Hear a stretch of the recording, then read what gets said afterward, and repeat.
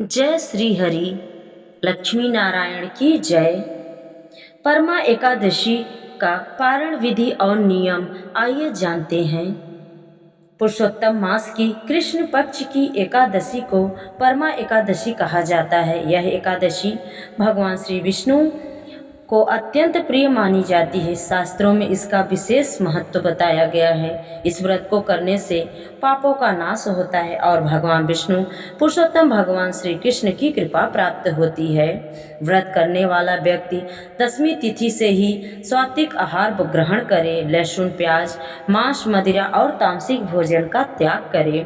एकादशी के दिन प्रातः स्नान करके भगवान विष्णु का ध्यान करे, पीले वस्त्र धारण करे और भगवान को पीले फूल अर्पित करे। दिन भर यथाशक्ति उपवास रखे, भगवान विष्णु के मंत्रों का जाप करे, विष्णु सहस्त्र नाम और गीता पाठ का अध्ययन करे। रात्रि में जागरण और भजन कीर्तन अत्यंत शुभ माना जाता है। दसवीं तिथि में विधि पूर्वक पारण करना चाहिए। प्रातः स्नान मुहूर्त में उठकर घर के मंदिर की सफाई करें, भगवान विष्णु और माता लक्ष्मी की मूर्ति या प्रतिमा को स्थापित करें, घी का दीपक जलाए, भगवान को तुलसी दल, पीले पुष्प, धूप, दीप, नैवेद्य और फल अर्पित करें। ओम नमो भगवते वासुदेवाय मंत्र का जाप करें। परमा एकादशी व्रत कथा का श्रवण करें। आरती करके भगवान से सुख, समृद्धि और मोक्ष की प्रार्थना करें। परमा एकादशी पारण विधि। द्वादशी तिथि में सूर्योदय के बाद और हरिवासर समाप्त होने के पश्चात पारण किया जाता है। पारण से पहले भगवान विष्णु की पूजा करें, तुलसी युक्त जल ग्रहण करें। जल में तुलसी जी का पत्ता डाल के उसको जल को ग्रहण करें। ब्राह्मण और जो भी गरीब हों, उनको ज़रूरतमंद हों, उनको आपके पास जितनी शक्ति हो देने का दान करें। इसके बाद आपको सात्विक भोजन करना चाहिए, बिना लहसुन प्याज के। पारण के दिन हमेशा दाल और चावल का से ही पारण करना चाहिए। प्राचीन काल में काशी नगरी में सुमेधा नाम का एक ब्राह्मण रहता था। उसकी पत्नी का नाम पवित्रता था, जो अत्यंत धर्मात्मा से किंतु बहुत निर्धन थे। कई बार उनके घर में भोजन तक नहीं होता था, फिर भी वे भगवान का स्मरण नहीं छोड़ते थे। एक दिन महान ऋषि उनके घर आए। ब्राह्मण दंपत्ति ने अपनी सामर्थ्य के अनुसार उनका आदर सत्कार किया, जितना भी उनके पास था उस साधु के लिए किए। ऋषि उनकी सेवा भावना देखकर बहुत खुश हुए। पवित्रा ने हाथ जोड़कर कहा कि हे मुनिवर, हम अत्यंत गरीब हैं, कृपया ऐसा उपाय बताइए जिससे हमारा जीवन सफल हो जाए। ऋषि ने कहा कि पुरुषोत्तम मास की परमा एकादशी का व्रत करो, यह व्रत समस्त दुखों का नष्ट करने वाला है। ब्राह्मण दंपत्ति ने श्रद्धा पूर्वक परमा एकादशी का व्रत किया, रात्रि भर भगवान विष्णु का भजन किया और द्वादशी को विधि पूर्वक पारण किया। व्रत के प्रभाव से उसके सभी कष्ट दूर हो गए। कुछ समय बाद एक राजकुमार उनके घर आया। उसने उनकी पद सेवा और धर्मनिष्ठा देखकर उन्हें रहने के लिए एक सुंदर घर और जीवन यापन के लिए पर्याप्त धन प्रदान किया। धीरे धीरे उनका जीवन सुख समृद्धि से भर गया। जीवन के अंत में दोनों को भगवान विष्णु का परम धाम प्राप्त हुआ। इसलिए कहा जाता है कि जो श्रद्धा और भक्ति से पुरुषोत्तम मास की परमा एकादशी का व्रत करता है, उसे धर्म, अर्थ, काम और मोक्ष चारों पुरुषार्थों को प्राप्ति होती है और भगवान विष्णु की कृपा विशेष कर मिलती है। प्रेम से बोलिए विष्णु भगवान की जय।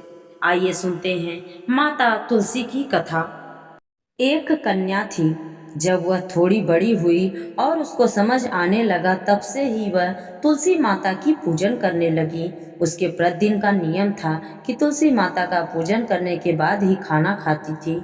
जब वह कन्या शादी के लायक हुई, तब उसके माता पिता ने उसकी शादी करवा दी। कन्या को उसके माता पिता ने दहेज में भी एक तुलसी का गमला दिया। ससुराल में वह प्रतिदिन सवेरे उठते ही पूजा करती, फिर उसके बाद ही खाना खाने बैठती थी। उसकी दो जेठानियाँ थीं। वो दोनों उसका मजाक उड़ाती थी कि बड़ी नियम धर्म वाली बनती है। उन दोनों को उससे बहुत ईर्ष्या होती थी, इसलिए वो दोनों तुलसी जी का गमला छुपा देती। वह कन्या बड़ी मुश्किल से गमला ढूंढ कर लाती, अच्छे से पूजा करती और फिर खाना खाती।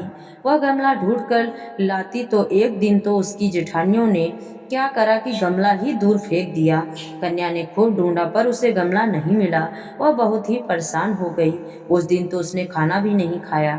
उसका नियम जो था, उस कन्या की सच्ची भक्ति देखकर तुलसी माता उससे बहुत प्रसन्न हो गई और उसके कमरे में तुलसी माता का गमला प्रकट हो गया। अगले दिन सुबह जब वह उठी तो क्या देखती है कि उसके खाट के चारों कोने पर तुलसी माता का गमला आ गया है।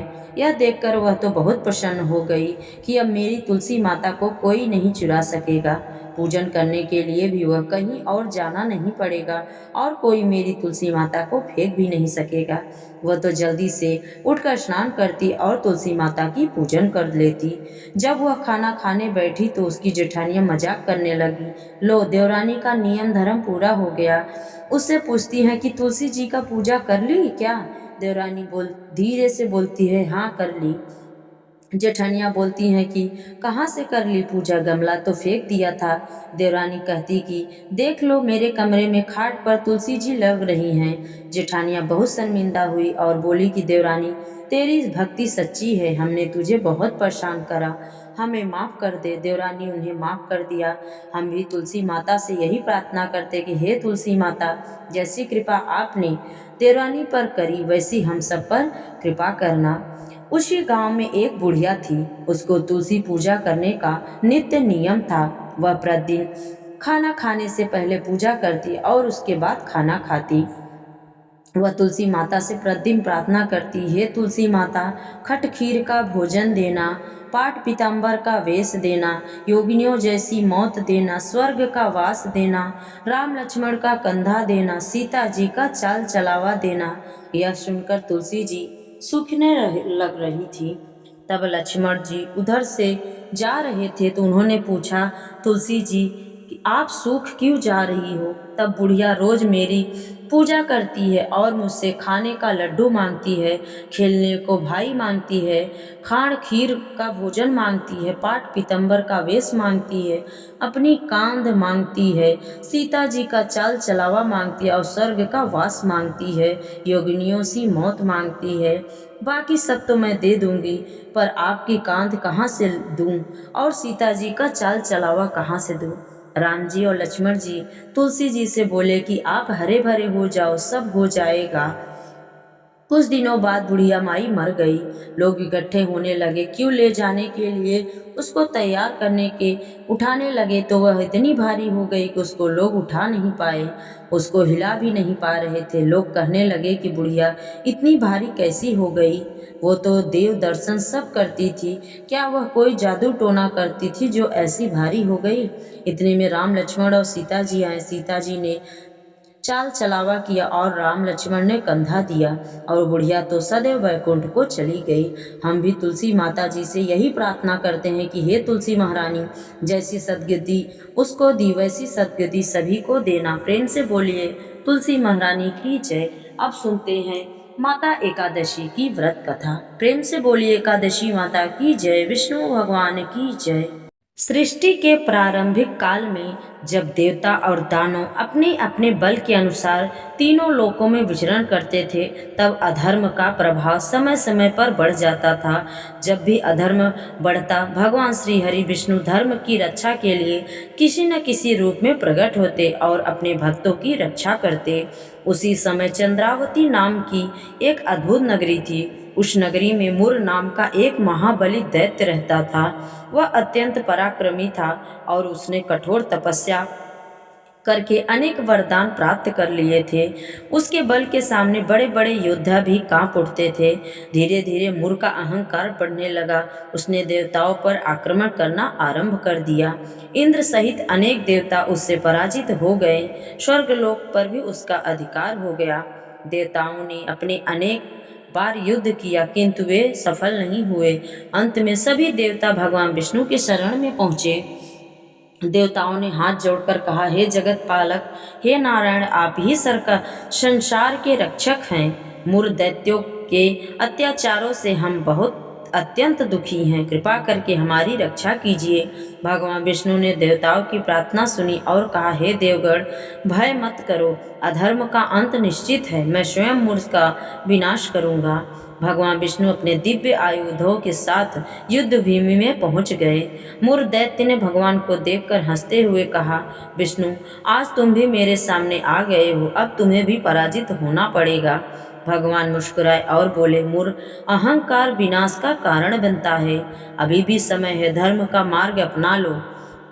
लेकिन मुर ने भगवान की बात नहीं मानी। तुरंत भीषण युद्ध आरंभ हो गया। शंख, चक्र, गदा और दिव्य अस्त्रों की गर्जना से दिशाएं कांप उठती, लेकिन देवता आकाश से यह अद्भुत युद्ध देखने लगे।